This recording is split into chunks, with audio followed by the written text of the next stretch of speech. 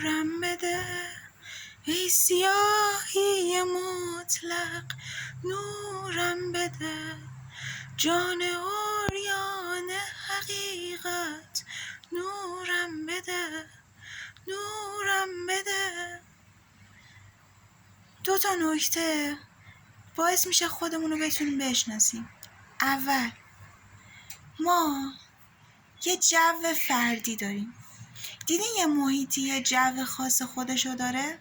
فردم همینطوره. ما باید این جو فردی رو واسه خودمون و بقیه واضح کنیم.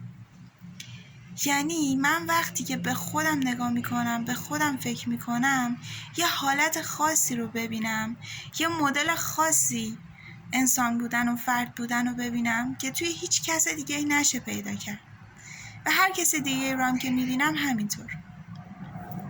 دوم، تجربه هامون رو خالص نگه داریم.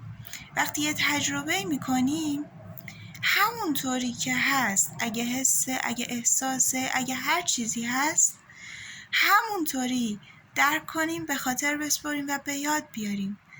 نه اینکه لزوما روش اسم دیگه بذاریم، نه اینکه لزوما با چیزای دیگه قاطیش بکنیم. ما باید محیطمون هم بشناسیم، موقعیتمون هم بشناسیم، ولی از اون مهمتر اینه که خود تجربه‌مون رو بشناسیم.